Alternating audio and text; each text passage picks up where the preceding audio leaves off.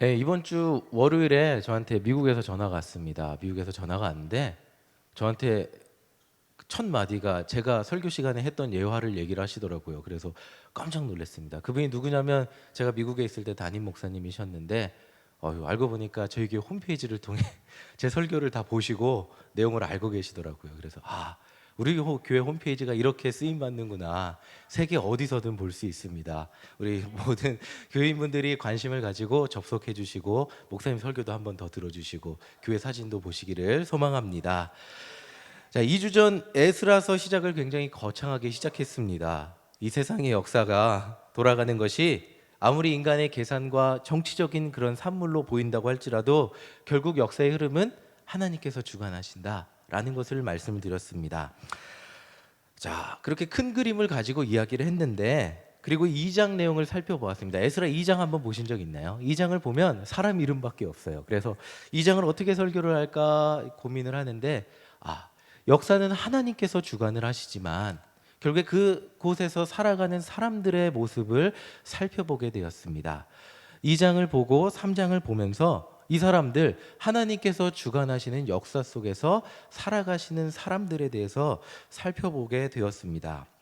자, 이 세상을 창조하시고 태초부터 계셨던 하나님께 1년이란 시간은 얼마나 긴 시간일까요? 어찌 보면 긴 시간이 아닐 수도 있습니다. 그렇기 때문에 유다 백성이 바벨론의 포로로 끌려가서 고통당해야 됐던 70년이란 시간은 이 사람 하나님께는 그렇게 긴 시간이 아닐 수도 있습니다. 그저 하나님은 하나님의 때에 하나님의 일을 이루신 것, 그 정도로 생각하실 수 있습니다. 근데 유한한 생명을 가진 인간에게 70년은 굉장히 긴 시간입니다. 70년을 사신 분들이 여기 계시고 70년을 못 사신 분도 계시고 저같이 70년의 반절을 산 사람도 있습니다. 자, 70년이 얼마나 긴 시간일까? 제가 따져봤는데 유교가 일어난 지 몇 년 된지 아세요? 유교가 일어난 지 70년이 아직 안 됐습니다. 그리고 우리가 일본으로부터 독립한 지 이제 72년 됐습니다. 굉장히 옛날 일 같은데 70년이라는 세월은 굉장히 긴 시간임에 틀림이 없습니다. 자, 특별히 인간이 고통 속에 있다면 70년은 더 길어지겠죠. 저는 군대를 2년 갔습니다. 많은 분들이 저보다 군대를 길게 가셨겠죠. 저보다 연세가 많으시니까. 저는 군대를 남들보다 훨씬 짧게 2년을 갔다 왔지만 그럼에도 불구하고 2년 굉장히 길었습니다. 굉장히 긴 시간으로 느껴졌습니다. 처음에 훈련소를 마치고 자대 갔는데 이게 네 남은 날이야. 그랬는데 그게 690 며칠 남았다고 보여주는데 내가 여기서 어떻게 690 며칠을 잠을 자나 했는데 정말 그 시간이 정말 하루하루 매일 새는데 하루밖에 안 줄었습니다. 정확히 오늘 지났어 696일, 그 다음날 자면 695일. 정말 천천히 시간이 흘러갔던 기억이 있습니다. 제가 아직도 잊지 못하는 순간이 있다면 그렇게 군대에서 손꼽아 기다리던 제대하는 날입니다. 그렇게 기다리던 제대를 했으니까 이제 자유로운 세상에서 무엇이든 할 수 있을 것 같았습니다. 아침에 6시에 일어나지 않아도 되고 10시에 자지 않아도 됐습니다. 그렇게 공기 좋고 물 맑은 경기도 연천 최전방 휴전선 3km 밑에 제가 있었는데 그렇게 맑은 공기를 마시다가 서울에 와서 공기를 마시는데 서울 공기가 더 맑고 상쾌하게 느껴졌습니다. 제대하니까 그 기분 탓이라고 생각을 하는데 근데 현실을 부딪혀서 1월에 제대했는데 3월에 학교 들어가고 한 4월, 5월 그리고 학기 말이 되니까 대학교 다니면서 레포트를 쓰면서 밤을 새면서 생각을 하게 되었습니다. 군대는 10시면 재워주는데 대학은 밤을 새서 내일까지 내야 됩니다. 그리고 시험을 봐야 되니까 또 공부를 해야 됩니다. 군대는 10시면 그냥 자고 내일이면 내일 일을 하는데 저 세상에 나오니까 세상에서 살기 위해서는 그게 안 되는 것이었습니다. 남들한테 경쟁해서 지지 않기 위해 한 발짝이라도 더 공부해야 되고 제 유학을 준비하면서 제가 영어를 잘하는 사람이 아니었어요. 원래부터 영어를 잘해서 유학을 간 게 아니고 저희 담임 목사님이 그래 한번 유학 가봐라 이래갖고 영어를 못하는 상태에서 공부를 했습니다. 그래서 하루 12시간씩 공부를 하는데 아무리 해도 점수가 오르지 않았습니다. 근데 토플을 그 당시에 환율이 막 오를 때예요. 윤 목사님이 미국에 계실 때였습니다. 그때 환율이 1,500원 이상으로 뛸 때인데 그때 토플을 150불 정도 돈을 내고 봐야 되는 상황이었는데 갑자기 환율이 오르면서 가격이 확 올라갈 때였습니다. 그걸 5번을 봤으니까 100만 원을 넘게 썼는데 아무리 노력해도 점수는 안 오르고 그 당시 그 제 본교회 담임 목사님이 마정훈 전도사는 내년에 유학 갈 겁니다 선포를 해놓으셔갖고 점수가 나와야 되는 상황이었습니다. 굉장히 못 가면 창피한 상황.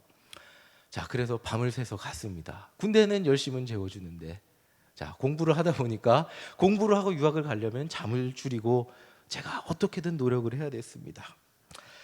자, 세상에서는 노력을 하고 그렇게 열심히 살았어야 됩니다. 자, 이제 70년을 기다리던 유다 백성들이 자유를 얻는 순간을 생각해 보기 원합니다. 70년 노예 생활을 하고 포로 생활을 살았으면 얼마나 힘들었을까요? 70년간 자신의 고향을 그리워했겠죠. 제가 미국에 7년만 살아도 그렇게 이 한국이 그리웠는데 70년 남의 땅에서 억지로 끌려가 살았다면 굉장히 그리웠을 겁니다. 근데 결국에는 자유를 얻었죠. 이 자유를 얻는 순간을 함께 성경 말씀을 읽어보겠습니다. 자, 읽어보는데 내가 70년을 포로로 산 이스라엘 백성이라고 생각을 하고 함께 읽어보도록 하겠습니다. 말씀 보여주세요. 함께 읽어보겠습니다. 바사왕 고레스 원년에 여호와께서 예레미야의 입을 통하여 하신 말씀을 이루게 하시려고 바사왕 고레스의 마음을 감동시키심에 그가 온 나라에 공포도 하고 조서도 내려 이르되 바사왕 고레스는 말하노니 하늘의 하나님 여호와께서 세상 모든 나라를 내게 주셨고 나에게 명령하사 유다 예루살렘의 성전을 건축하라 하셨나니 이스라엘의 하나님은 참 신이시라. 너희 중에 그의 백성된 자는 다 유다 예루살렘으로 올라가서 이스라엘의 하나님 여호와의 성전을 건축하라. 그는 예루살렘에 계신 하나님이시라. 그 남아있는 백성이 어느 곳에 머물러 살든지 그곳 사람들이 마땅히 은과 금과 그 밖의 물건과 짐승으로 도와주고 그 외에도 예루살렘에 세울 하나님의 성전을 위하여 예물을 기쁘게 드릴지니라 하였더라. 자, 포로로 고통당하면서 70년 동안 언제 돌아갈지 모르는 그 기약 없는 생활을 살았어요. 그러다가 갑자기 어느 날 이런 왕의 조서가 공포가 떨어진 거예요. 하늘의 하나님 여호와께서 너희를 돌려보내라고 하셨다. 그 얘기를 듣는 이스라엘 백성들의 마음은 어땠을까요? 와, 드디어 70년을 참았더니 우리에게 이런 세월이 오는구나. 제가 만약에 이런 고통의 세월을 70년 살지 않았음에도 제가 유다 백성이라고 상상하며 읽었을 때 굉장히 감격적이었습니다. 자, 아마 유대인들은 훨씬 더 감격적이었겠죠. 더 이상 포로로 살지 않아도 되고, 더 이상 남의 나라에서 차별받고 살지 않아도 되고, 우리가 믿는 하나님을 자신의 땅에 돌아가서 믿을 수 있게 되었습니다. 자, 이제 고생 끝 하나님의 뜻이 이루어지는 것이 시작이라고 생각했을 겁니다. 여기에 더 감격적인 일이 있습니다. 1장 7절 8절 함께 보겠습니다.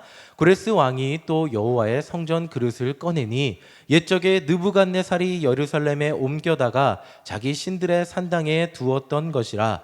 바사왕 고레스가 창고지기 미르드산에게 명령하여 그 그릇들을 꺼내어 세어서 유다 총독 세스바살에게 넘겨주니 11절 보겠습니다. 금은 그릇이 모두 5,400개라. 사로잡힌 자를 바벨론에서 예루살렘으로 데리고 갈 때 세스바살이 그 그릇들을 다 가지고 갔더라. 자, 이 말이 뭐냐면 느부갓네살이 유다를 멸망시켰어요. 그때 성전에서 그릇들을 다 가지고 간 거예요. 근데 그 그릇들을 고레스가 다 돌려주라고 얘기한 거예요. 자, 이 사람들이 느끼기에는 하나님은 70년 동안 성전의 그릇들을 하나도 파손하지 않고 세상에서 가장 안전한 바벨론의 왕궁에 보관하고 계시다가 그들이 돌아갈 때 다시 모든 것을 가지고 돌아가게 하셨다라는 것을 느끼게 된 거예요. 자, 하나님이 고레스의 마음만 설득한 것이 아니라 모든 것을 준비해 놓으신 하나님이 딱 70년이라는 시간을 채우자 하나님의 뜻에 맞는 그때에 하나님의 성전에 필요한 기구들을 가지고 돌아가게 하십니다. 이것이 얼마나 큰 하나님의 섭리처럼 보이겠습니까? 그렇다면 이 집으로 돌아가는 유다 백성들이 무엇을 느꼈겠습니까? 아, 이제 우리는 고생이 끝이고 하나님의 뜻이 이제는 이루어지겠구나. 70년을 참았으니 이제 우리에게는 하나님의 뜻이 이루어질 것만 보면 되겠구나 라는 것을 생각했을 겁니다. 자, 에스라서 2장에 따르면 42,000명 정도의 인원이 돌아왔다고 합니다. 그리고 성전 건축을 위해 금은을 모았는데 금 524kg, 은 2855kg, 이 정도의 재물이 모였다고 이야기하고 있습니다. 굉장히 많은 양이 모였죠. 자, 이제 성전 건축에 필요한 재물도 모였고 성전 건축을 시작만 하면 될 것 같습니다. 근데 이스라엘 백성들은 바로 시작하지 않습니다. 자, 1절 함께 읽어보겠습니다. 함께 읽겠습니다. 이스라엘 자손이 각자의 성읍에 살았더니 일곱째 달에 이르러 일제히 예루살렘에 모인지라. 자, 이스라엘 백성들이 자기가 원래 살던 동네로 돌아가서 7달이라는 시간을 보냅니다. 그리고 돌아와 7달이 지난 후에 예루살렘에 모입니다. 그리고 이 사람들이 한 일, 4절 함께 읽겠습니다. 기록된 규례대로 초막절을 지켜 번제를 매일 정수대로 날마다 드리고. 자, 7달 만에 초막절을 지킵니다. 초막절이 뭐 하는 절기냐면 하나님께서 이스라엘 백성들을 광야에서 살게 하셨죠. 그때 이제 그들이 장막을 짓고 살았잖아요. 그것들 광야에서 하나님이 우리가 장막 짓고 살 때에 인도해 주셨다. 이것을 기억하고 잊지 않기 위해 기억했던 절기입니다. 근데 이 절기의 시점이 언제냐면 추수가 끝난 다음입니다. 그러니까 이 말이 뭐냐면 7달 동안 먼저 자신들이 살던 동네에 돌아와서 먼저 정착해서 농사를 지었다는 거예요. 정착해서 농사를 짓고 그 다음에 추수를 마친 다음에, 초막절이 언제냐면 추수를 마친 시점에 모여서 이 사람들이 하나님 앞에 추수 감사의 의미도 함께 드렸다는 겁니다. 초막절이라는 절기에 이 사람들이 모여갖고 하나님 앞에 그제서야 번제를 드립니다. 이 사람들이 먼저 와서 한 행동은 성전에 기초를 놓은 것도 아니고 예배를 지은 것도 아니고 각기 살던 자신의 고향으로 돌아가서 자신의 삶으로 돌아갑니다. 정착을 한 겁니다. 먼저 농사를 짓고 자신들이 생활해야 될 물자를 먼저 만든 후에 그 다음에 모여서 하나님 앞에 제물을 드리고 제사를, 예배를 드리는 장면을 보여주고 있습니다. 자, 근데 이 제사 드리는 것마저도 쉽지 않음을 알 수 있습니다. 3절을 함께 읽어보겠습니다. 무리가 모든 나라 백성을 두려워하여 제단을 그 터에 세우고 그 위에서 아침 저녁으로 여호와께 번제를 드리며. 자, 세상에서 그 당시 그 나라에서 가장 강했던 황제가 너네 돌아가서 성전을 세워도 돼 라고 얘기했는데 이스라엘 백성들이 번제 드리는 것을 어떻게 했다고 나와 있죠? 두려워하였다고 얘기합니다. 그 주변 사람들을 두려워하고 있다고 얘기합니다.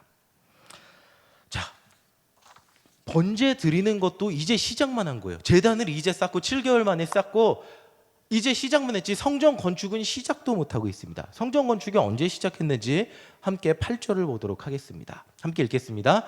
예루살렘에 있는 하나님의 성전에 이른 지 2년 둘째 달에, 여기까지만 읽겠습니다. 언제라고요? 2년 2개월이 지난 후에.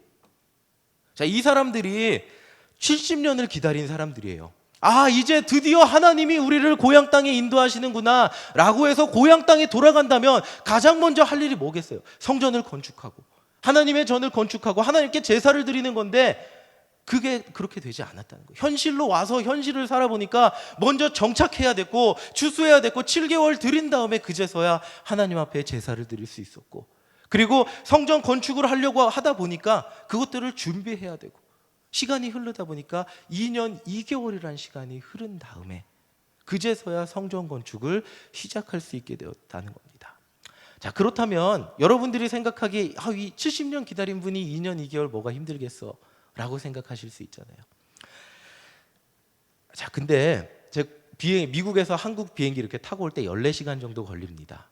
근데 긴 시간이니까 처음에 각오를 하고 탑니다. 길게 타니까 그래, 마음의 각오를 하고 탑니다. 처음에 한 10시간은 굉장히 그냥 이렇게 잘 견디지만 생각보다 괜찮네. 이번 비행기 타는 거는 생각보다 괜찮네. 근데 10시간 정도 지난 다음부터 문제가 생깁니다. 이제 그 앞에 이제 대한항공 모니터 스크린 있잖아요. 볼만한 영화는 다 봤고 잠도 다 잤습니다. 이렇게 목이 너무 아파서 더 이상 이쪽으로도 기울이지 못합니다. 앉아있더니 엉덩이도 너무 아프고, 그래서 뭘 먹자니 밥도 너무 많이 먹어서 배도 부르고 걸어다니자니 비행기도 너무 좁고, 이제 4시간이 지난 후부터 힘들어집니다. 그렇게 어떻게 저렇게 2시간을 지내면 이제 비행기 맵을 보죠. 지도를 보면 거의 이제 일본쯤 다 오고 이렇게 다 왔습니다. 한국에 다 온 것 같은데 아직도 2시간이 남았습니다. 그때서부터 시간이 너무 안 흐릅니다. 엉덩이도 아프고 일어나 있는데 막 예, 저희 핸드폰에 차마 저희 아내가 화낼까봐 사진이 있는데 못 보여드리는 게 있는데, 거의 난민 수준으로 저희가 처음에 한국에 올 때 난민 수준으로 비행기를 타고 왔습니다. 너무 애들이 너무 지겨워하고 힘들어하는데, 저 남은 2시간 그리고 마지막 1시간은 정말 시간이 멈춘 것 같습니다. 자, 14시간 비행기 타는 것도 그렇습니다. 70년이라는 시간을 기다린 사람들, 이제는 좀 고생 좀 그만했으면 하는 사람들, 자신의 고향에 돌아왔으면 하나님 좀 이제 하나님께서 이루어 주세요 라는 마음이 있는 사람들, 그 사람들에게 2년 2개월을 더 기다려서 하나님의 성전을 건축하라 라고 하는 것, 남이 보기에는 2년 2개월 별거 아닌 것 같지만 이 사람들에게는 정말 길고 긴 시간일 수 있다는 겁니다. 자, 이 사람들은 그래도 2년 2개월을 기다려서 성전 건축을 시작합니다. 그때 이 사람들의 반응을 함께 보겠습니다. 어땠는지.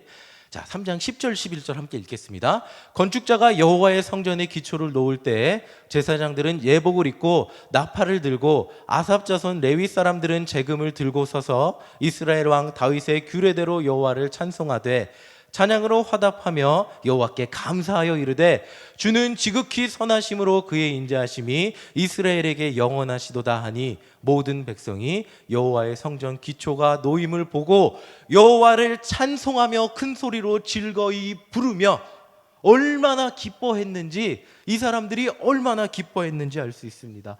드디어 하나님의 전을 우리가 건축하기 시작하는구나. 드디어 하나님의 전을 건축하기 시작하는구나. 자, 한편으로 이런 반응도 있습니다. 다음 절 함께 보겠습니다. 제사장들과 레위 사람들과 나이 많은 족장들은 첫 성전을 보았으므로 이제 이 성전의 기초가 놓임을 보고 대성통곡하였으나 여러 사람은 기쁨으로 크게 함성을 지르니, 자, 첫 성전 솔로몬 성전이 굉장히 화려하고 위대했다고 합니다. 그 성전의 위대함을 본 사람들은 이제 다 무너지고 성전의 기초만 남은 것, 이제 세워야 될 성전의 기초만 보고 마음이 무너졌을 겁니다. 미어졌을 겁니다. 그래서 한편으로 이 사람들은 대성통곡하고 있다고 이야기하고 있습니다.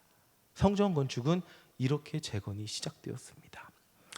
자, 오늘 말씀을 정리해 보도록 하겠습니다. 하나님은 분명히 역사 가운데서 일하십니다. 근데 안타깝게도 인간은 그 역사 가운데서 희노애락을 느끼며 살아갑니다. 다시 말해서 하나님이 주관하시는 역사 속에서 인간은 고통을 느낍니다. 그리고 인내해야 됩니다. 또 기다려야 되고 삶을 살아가야 됩니다. 또 다른 이들의 눈치를 보면서 하나님의 뜻이 언제 이루어지나 기다려야 됩니다. 이스라엘 백성들은 70년을 기다린 후에 모든 걸 이루어줄 것 같은 왕의 명령을 가지고 자신들의 땅에 왔지만 당장 이루어지는 것은 아무것도 없었습니다. 첫 번째 제사 드리는데 7개월 걸렸고 성전의 기초만 놓는데 2년 2개월 걸렸습니다. 자, 인내가 필요했고 그들의 끊임없는 노력이 필요했을 겁니다. 자, 오늘날을 살아가는 우리 역시 하나님이 내 삶 가운데 뜻을 이루어 주기를 간절히 소망하고 살 것입니다. 요 실타래만 풀리면 내 삶이 이렇게 풀릴 것 같은데 하나님 언제 이것을 이루어 주시나? 70년을 기다린 이스라엘 백성들처럼 우리도 그렇게 기다리며 기도하고 살아갈 겁니다. 근데 요 실타래가 풀렸다고 해서 모든 게 다 풀리지는 않을 수도 있다는 겁니다. 때로는 그 다음 일 때문에 우리는 인내해야 되고 또 기다려야 되고 또 하나님의 뜻을 묵묵히 기다리면서 참아야 한다는 겁니다. 오늘 성경이 우리에게 말해주고 있는 것은 이렇게 우리가 묵묵히 하루하루를 살아가다 보면 마침내 고향 땅으로 돌아올 시간도 우리에게 찾아올 것이고, 고향 땅에서 묵묵히 살아가다 보면 하나님께 예배 드릴 수 있는 시간도 찾아올 것이고, 또 묵묵히 살아가다 보면 무너진 성전의 기초를 쌓는 감격적인 순간이 우리에게 찾아올 거라는 겁니다. 그리고 한순간 한순간 그 순간 하나님의 뜻이 내 삶에 이루어지는 것, 한 번의 실타래가 팍 풀려서 모든 게 하나님이 다 이루어 주시는 게 아니라고 할지라도 한 스텝 나아가고 이루어지는 것을 보면서 감격하고 눈물 흘리는 순간이 우리에게 찾아온다는 겁니다. 자, 마지막으로 이 말씀을 보겠습니다. 이스라엘 백성들은 이 말씀을 가지고 한 스텝 한 스텝 나아갔습니다. 마지막 말씀 보겠습니다. 함께 읽겠습니다.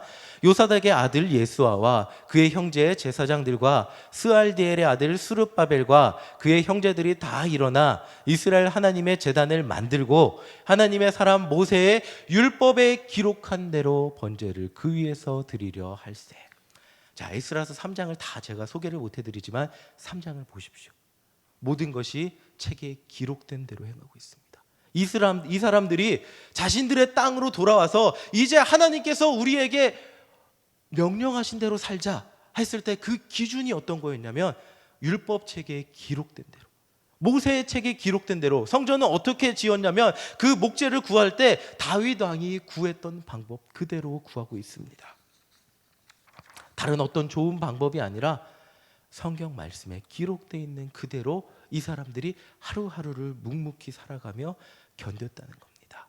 자, 오늘 하루를 묵묵히 살아가는 저와 여러분들의 기준은 어떤 기준이십니까? 세상에는 좋은 방법이 많습니다.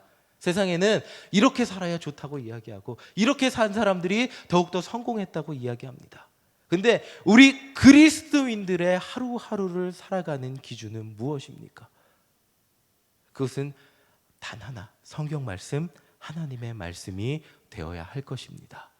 다른 기준이 아니라 오직 하나님의 말씀만 우리 삶의 기준으로 삼고 하루하루 묵묵히 살아갈 때 역사 속을 주관하시는 그 하나님의 역사를 우리 삶 가운데 경험하실 수 있게 되실 겁니다. 그리고 우리를 통하여 하나님께서 역사를 이루고 가고 계심을 우리가 경험하고 간증하게 될 것입니다. 자, 기록된 대로 하루하루를 묵묵히 하나님의 뜻대로 살아갔던 이스라엘 백성들을 기억하시기 바랍니다. 모든 것이 일시에 이루어질 것 같지만 일시에 이루어지지 않아도 그 순간을 하루하루를 살아가며 그 감격의 순간에 하나님의 은혜에 감격을 느꼈던 사람들을 기억하며 우리가 하루하루를 묵묵히 하나님의 뜻을 기준 삼아 살아갈 때 우리 삶 가운데 하나님의 뜻이 이루어지는 감격적인 순간이 나타날 줄 믿습니다. 하나님의 뜻이 우리 가운데 나타나는 놀라운 우리 일신의 성도님들 되기를 간절히 소망합니다. 함께 기도하겠습니다. 하나님, 모든 것이 쉽게 이루어졌으면 좋겠고 모든 것이 내가 바라고 소망하는 것처럼 하나님의 놀라운 능력대로 빠르게 우리 삶 가운데 이루어졌으면 좋겠습니다. 그러나 하나님의 뜻과 하나님의 때는 우리가 알 수 없고 우리가 할 수 있는 것은 그저 하루하루를 살아가며 묵묵히 기다리는 것임을 우리는 다시 한번 고백합니다.